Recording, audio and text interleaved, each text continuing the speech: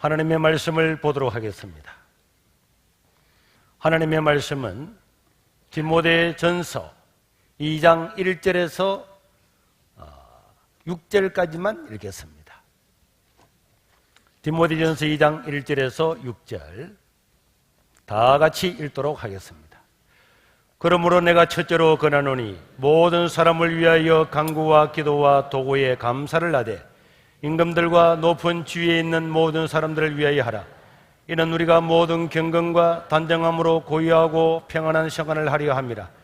이것이 우리 구주 하나님 앞에 선하고 받으실 만한 것이니 하나님은 모든 사람이 구원을 받으며 진리를 아는 데에 이르기를 원하시느니라.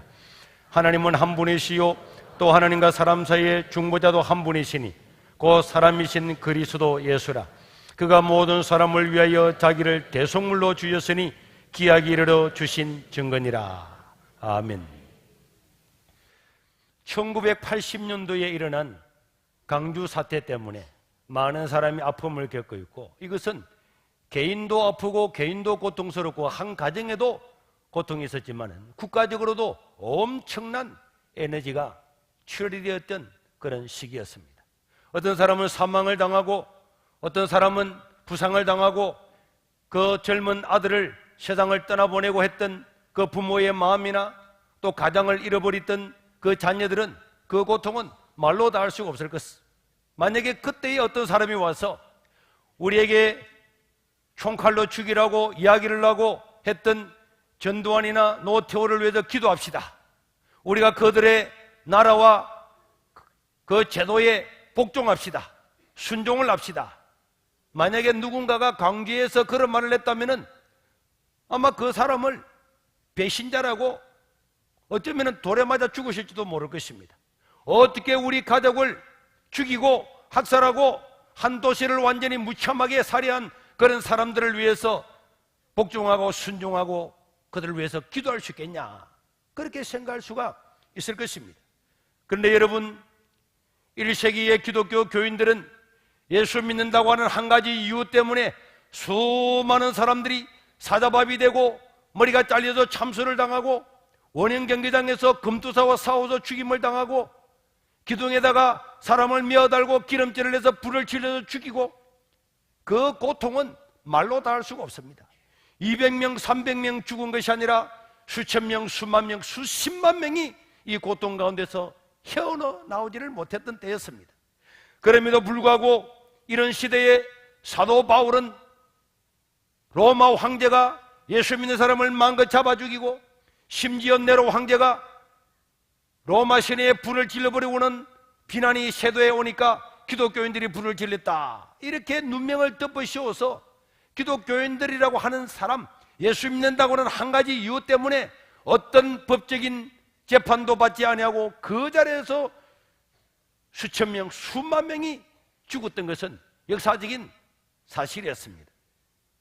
그럼에도 불구하고 사도 바울은 오늘 읽었던 하나님의 말씀에 보면은 디모데전서 1장 1절에서 3절에 보니까 이렇게 말씀하고 있습니다. 우리 구주 하나님과 우리의 소망이신 그리스도 예수의 명령을 따라 그리스도 예수의 사도된 바울은 믿음 안에서 참 아들 된 디모데에게 편지하노니 하나님 아버지와 그리스도 예수 우리 주께로부터 은혜와 긍휼과 평강이 내게 있을지어다, 이렇게 말씀하시면서 오늘 읽었던 4장 1절에서 3절에 보면은 너희들은 이 나라의 제도와 위에 있는 왕들과 총독들에게 복종하고 순종하라, 이렇게 말씀을 했어요. 이렇게 수많은 사람이 로마 황제 때문에 죽어가고 있는데도 불구하고 나라와 임금들과 제도를 위해서 기도하고 순종하고 복종하라고 자기 제자, 자기 아들 같은 디모데에게 명령을 하고 있는 것입니다. 어떻게 바울이 로마의 현재의 이 왕들과 임금들과 총독들에게 순종하고 복종하라고 말할 수가 있겠습니까? 사도 바울도 지금 고통을 당하고 고난을 당하는 것을 눈으로 목격하고 있는데 어떻게 이런 말씀을 할 수가 있겠습니까? 심지어 바울은 로마서 13장 1절 2절에 보니까 각 사람은 위에 있는 권세들에게 복종하라. 권세는 하나님으로부터 나지 않음이 없나니 모든 권세는 다 하나님께서 정하신 바라. 이렇게 말씀하시면서 하나님 믿는 사람들은 이 로마의 근세와 제도와 왕들에게 복종하고 순종하라, 그렇게 말씀했어요. 베드로전서 2장 13절 14절에도 사도 베드로도 말하기를 인간의 모든 제도를 주를 위하여 순종하되 위에 있는 왕이나 혹은 그가 악행하는 자를 징벌하고 선행하는 자를 포상하기 위해 보는 총독들에게 순종하고 복종하라고 말씀을 하고 있습니다. 여러분, 광주 사태보다도 100배나 1000배나 더 많은 기독교인들을 잡아 죽이고 가정을 허물고 아무런 이유 없이 예수 믿는 한 가지 이유 때문에 화형시키고 참수했던 그 사람들에게 순종하고 복종하라고 이야기할 때에 많은 사람들이 반발심을 가지지 않겠습니까? 어떻게 사도가 저럴 수 있느냐? 내 아들이 죽고 내 부모가 죽고 이렇게 함에도 불구하고 어떻게 저 사람들에게 순종하고 복종할 수 있단 말이냐? 반발할 수가 있을 것입니다. 그러나 여러분, 억울함에도 불구하고 이런 건면을 하고 있는 이유는 단 한 가지였습니다. 디모데전서 오늘 읽었던 2장 4절에 보니까 하나님은 모든 사람이 구원을 받으며 진리를 아는 데 이르기를 원하시느니라. 다 같이 다시 한번 읽겠습니다. 시작. 하나님은 모든 사람이 구원을 받으며 진리를 아는 데 이르기를 원하시느니라. 왜 이렇게 기독교인들이 고난과 고통을 당하고 있음에도 불구하고 바울이 기도하라, 복종하라, 순종하라, 황제나 왕이나 총독들에게 순종하라 이렇게 말씀하셨느냐? 하나님은 모든 사람들이 구원받는 것이 하나님의 소원이에요.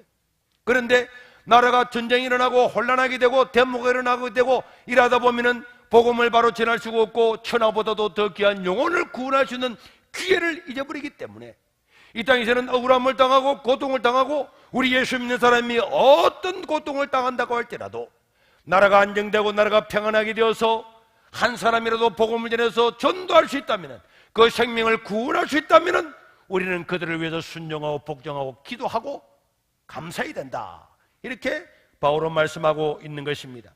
사랑하는 성도 여러분, 이 세상에서 가장 중요한 것은 사람들의 생명인 것입니다.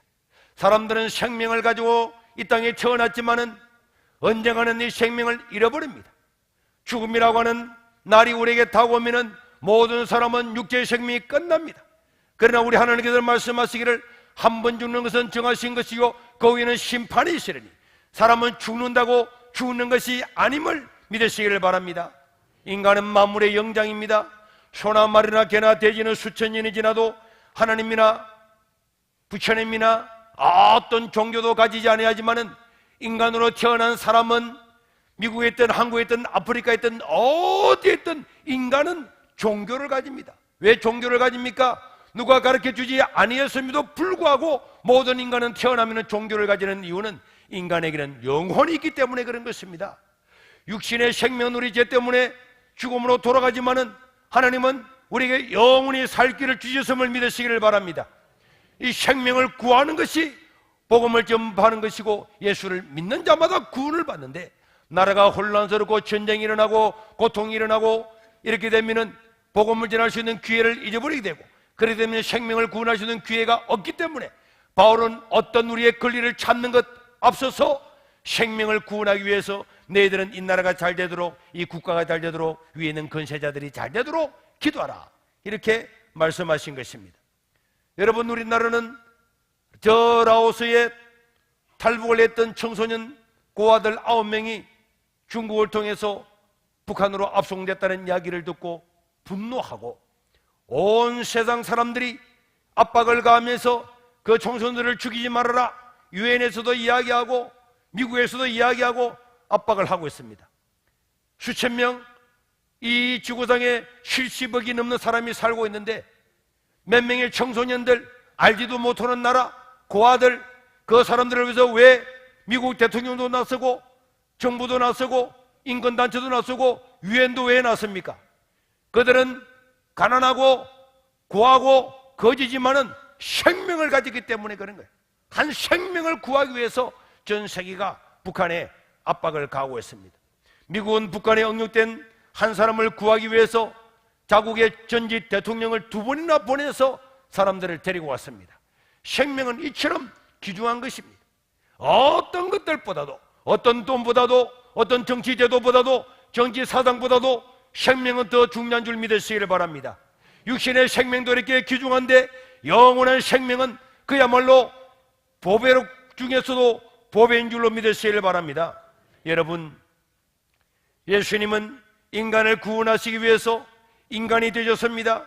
지옥 같은 이 땅에 오셨습니다. 그리고 자기 몸을 대속물로 주었다고 오늘 디모데전서 2장 6절에 말씀을 하고 있는 것입니다. 2장 6절에 보니까 그가 모든 사람을 위하여 자기를 대속물로 주셨으니 기약이 이르러 주신 증거니라. 우리 예수님은 우리를 위해서 자기 몸을 대속물로 주었다는 거예요.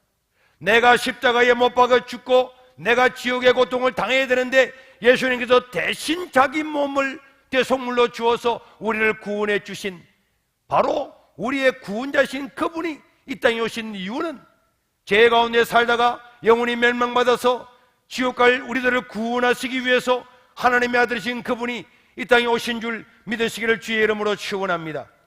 여러분, 만약에 우리나라의 박근혜 대통령이 이 송정에 있는 깡패 몇 명을, 깡패들 속에서 고생하고 있는 몇몇 거지들을 구출하기 위해서 대통령이 여기 왔다가 동네 깡패들한테 잡혀서 죽었다. 그러면 어떻게 되겠습니까? 그런 일은 아마 있을 수도 없을 것입니다.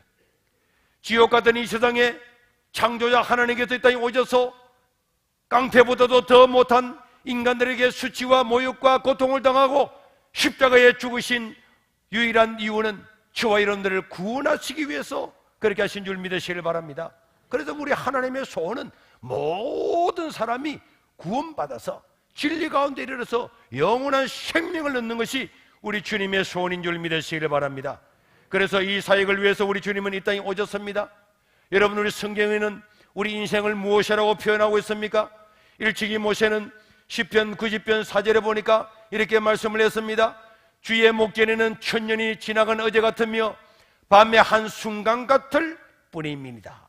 여러분, 모세는 120년을 살았는데 120년을 살고도 인생을 다 지나고 나서 보니까 우리의 인생이 120년을 살아도 한 밤에 한 시간도 안 될 만큼 잠을 자다가 깜빡 잠이 들어서 눈을 깬 그것이 우리 인생이 그와 같이 순식간에 지나갔다는 거예요. 시편 90편 6절에도 모세는 말씀하시기를 푸른 아침에 꽃이 피어 자라다가 저녁에는 시들어 마르나이다. 여러분, 이스라엘 광야에는 아침에 이슬을 머금고 풀이 올라오지만은 뜨거운 태양이 내리쬐면은 풀도 마르고 풀에서 피었던 꽃도 시들어버리는 것입니다. 여러분, 그 광야가 아니라고 할지라도 여기도 아름다운 유채꽃이 얼마 전에 피었지만은 다 졌습니다.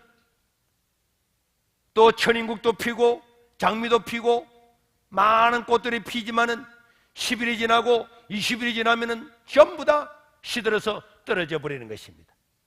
모세는 우리 인생이 한날 봄에 피어서 떨어지는 풀과 같고 꽃과 같다고 말씀하고 있습니다.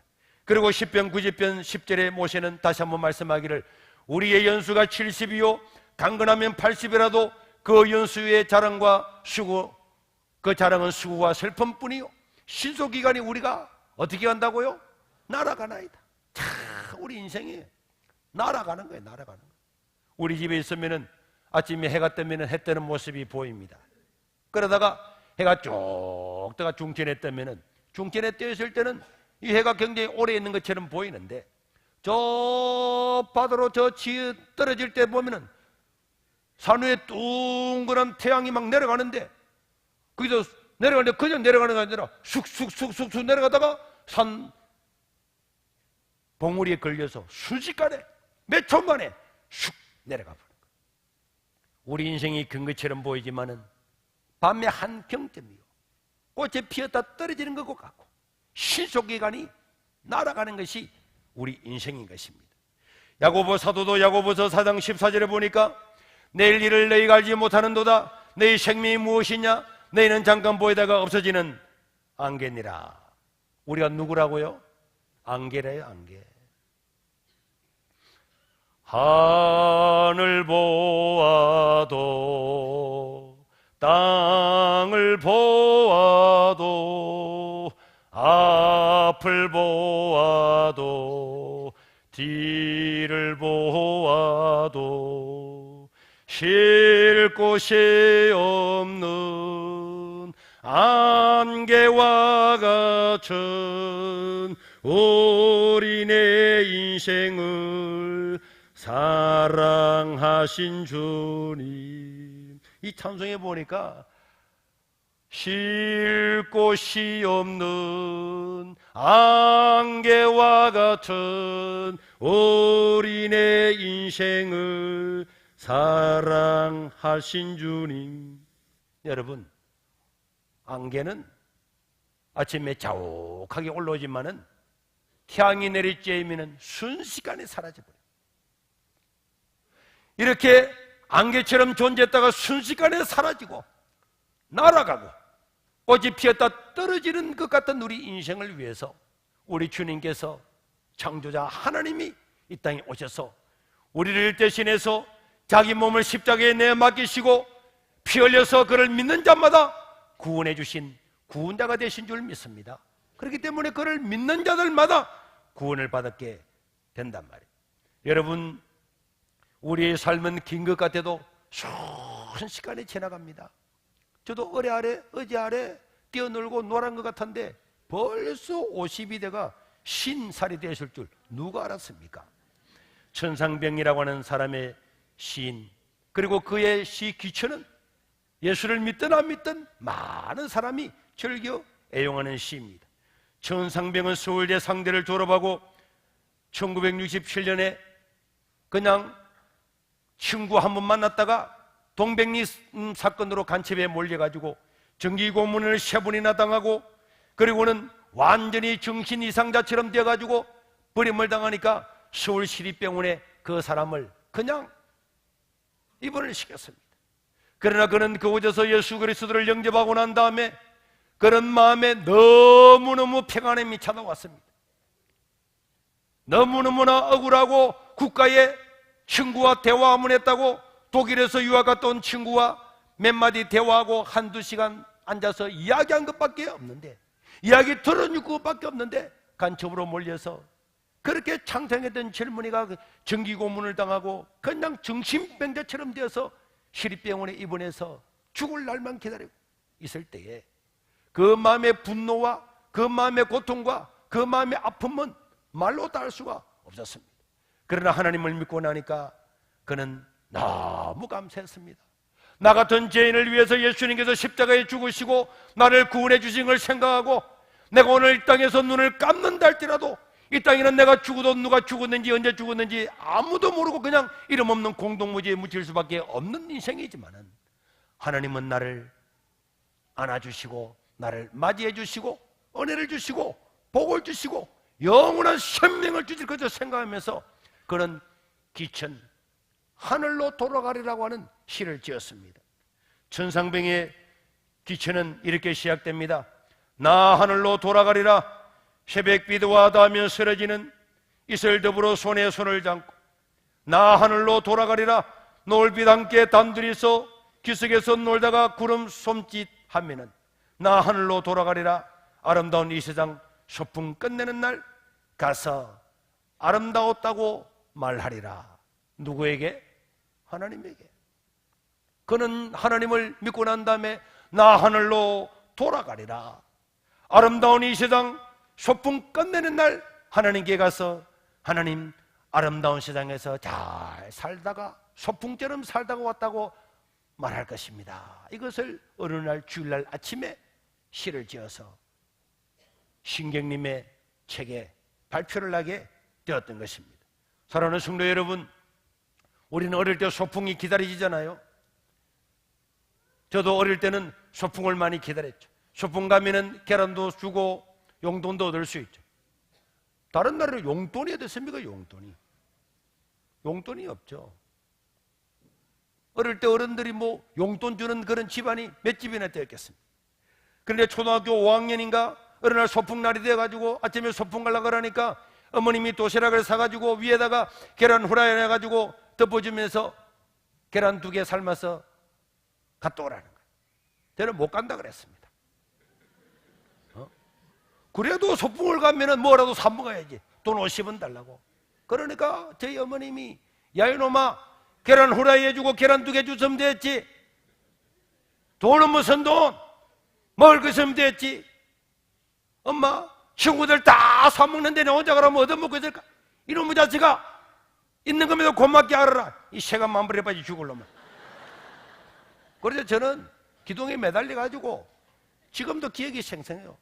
나 소풍 안 간다고, 소풍 못 간다고, 돈 50원 안 주면 못 간다고 막 소풍 자꾸 울고 막 이러니까 저희 어머님이 야단도 치다가 꼬시다가 그러다가 걔도 학교도 안 가고 소풍도 하고 울고 있으니까 옆집에 가가지고 150원을 빌려왔어요. 그때 제가 그 150원을 받으면서 했던 말이 지금도 기억납니다. 꼭 울어야 주나, 안 울고 죽으면 주면 안 되나, 이러면서 제가 소풍 갔던 기억이 지금도 나요. 그래 돈 150원 받아가지고 산에 가서 5원짜리 풍선금도 사시고, 야, 그래서 그때는 소풍 가는 날, 1년에 2번 소풍 가는 날, 저는 초등학교 중학교 때 여행도 한번 못 갔는데 소풍 가는 날, 그래서 소풍 가는 날, 그날은 너무너무 좋은 날이었어요. 소풍 갈 때 산을 올라가든지 저 낙동강을 가든지 무척산을 가든지 어디를 가든지 바위가 있어도 재미있고 즐겁죠. 호주머니에 돈 몇 푼 들고 도시락 사가지고 살밥에다가 계란 후라이 해가지고 올라가는 그 소풍은 너무너무 즐거웠습니다. 어른이 되고 난 다음에도 여러 나라를 여행을 갑니다. 여행을 가면은 때로는 우리나라에 있을 때보다 고생은 엄청 많이 하죠. 아침 5시에 일어나가지고 저녁 11시까지 다니고 씻고 잠자면 아침 또 일어나야 되고 피곤하기 그지없지만은 그러나 여행은 즐겁습니다. 여러분들도 여행을 가보셨지요? 가난한 나라에도 갈 수 있습니다. 저 에집트의 쓰레기 더미 위에 살아가는 그런 집에도 가보고, 저런 캄보디아의 가난한 집에도 가보기도 하고, 여러 곳을 다니지만은 여행자는 즐거워합니다. 왜냐하면 돌아갈 곳이 있기 때문에 그런 것입니다. 여러분 만약에 여행을 하다가 돌아갈 곳이 없다, 그러면 그거는 방랑자가 되는 거예요. 돈 없으면 거지가 되는 겁니다. 태국의 왕 대통령이, 수상이 저 영국의 방문하러 갔다가 대모가 일어나가지고 집에 못 들어갔잖아요. 그래가지고는 국제적으로 그냥 고국에 돌아가지 못하는 망명자가 되어버렸어요. 돌아갈 곳이 있어야 인생은 소풍인 줄 믿으시길 바랍니다. 여행을 가더라도 돌아갈 집이 있고 만날 사람이 있고 아는 사람이 있고 반겨줄 사람이 있는 바로 그런 곳에 가야 인생은 소풍이 되는 거예요. 그러나 여러분, 호주머니에 돈이 좀 들어있어도 저 다른 나라에 갔는데 갈 곳이 없다, 갈 나라가 없다, 반가이 맞아줄 가족이 없다, 그러면 그 사람은 여행이 될 수가 없는 것입니다. 사랑하는 성도 여러분, 오늘 우리는 이 땅을 잠시 살다가 떠날 것입니다. 오늘 만약에 이 세상을 떠나면 갈 곳이 있습니까? 천상병 시인은 나 돌아가리라, 나 돌아가리라, 나 돌아가리라. 반겨주는 하나님 아버지 앞에 갈 사람, 갈 곳이 있는 사람은 이 땅이 아무리 어렵고 피곤하고 고정스러워도 소풍이 되지만은, 갈 곳이 없는 사람은 소풍이 아니라 방랑자요, 망명가요, 거지가 될 수밖에 없는 것입니다.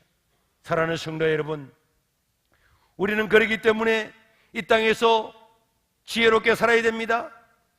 집 한 채 사면서도 몇 번이나 가서 그 집을 보고 살까 말까, 돈은 얼마 들었냐, 구조는 좋으냐 보면서 결단을 하고 집을 삽니다. 자동차 한 대 사는데도 이거 살까 저거 살까 저걸 하다가 어떤 사람은 티코 사러 가가지고 소나타 사가지고 오는 사람도 있잖아요. 그런데 여러분, 인생은 이 땅에 왔다가 반드시 이 땅을 떠나는 날이 있습니다. 한 사람도 예외 없이 이 땅을 떠납니다. 그런데 인생이 어디서 와서 무엇을 하다가 어디로 가는가, 아무런 것을 알아보지도 않고 어떤 정보도 없이 아무것도 모르고 뭐 되는 대로 살면 사는 거지 뭐. 살다가 죽으면 뭐 눈 뜨면 어디 가 있겠지. 이거는 너무 무책임하잖아요.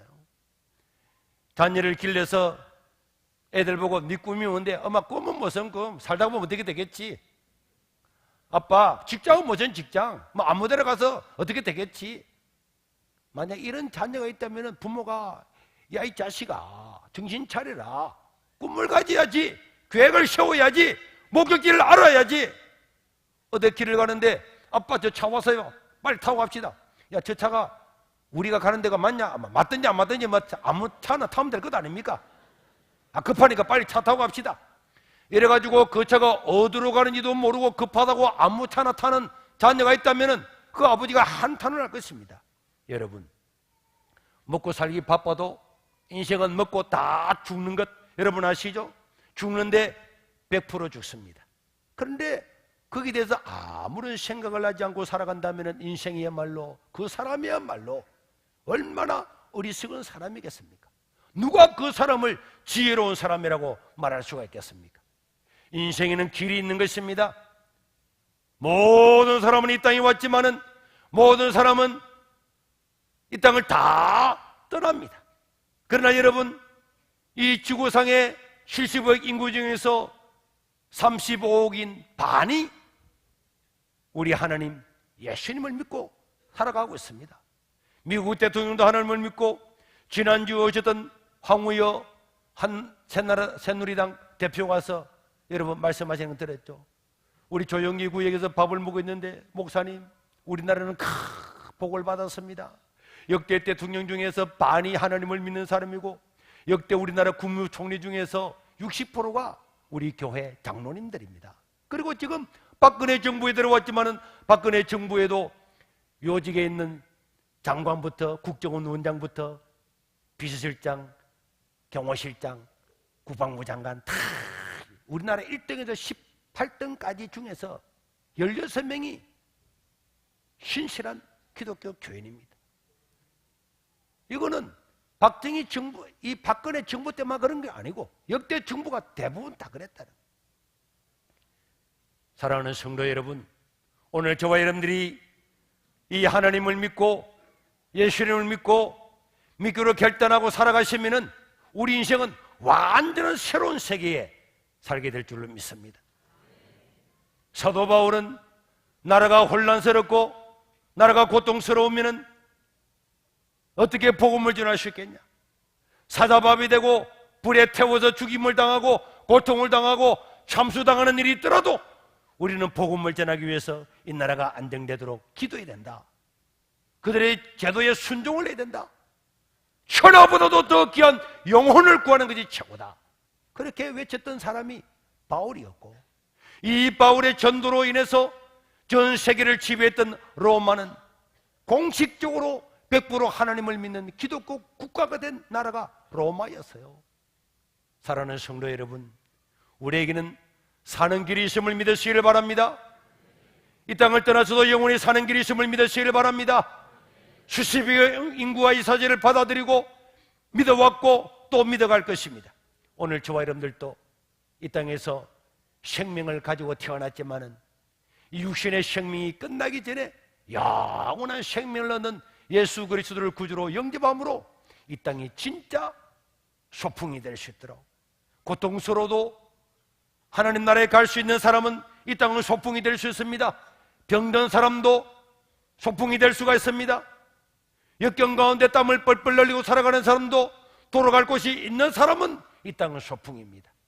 예수 그리스도를 구주로 영접하고 믿음으로 살려서 이 땅이 즐겁고 평안하고 소풍이 되는 그런 복된 인생이 될 수 있기를 주의 이름으로 축원합니다.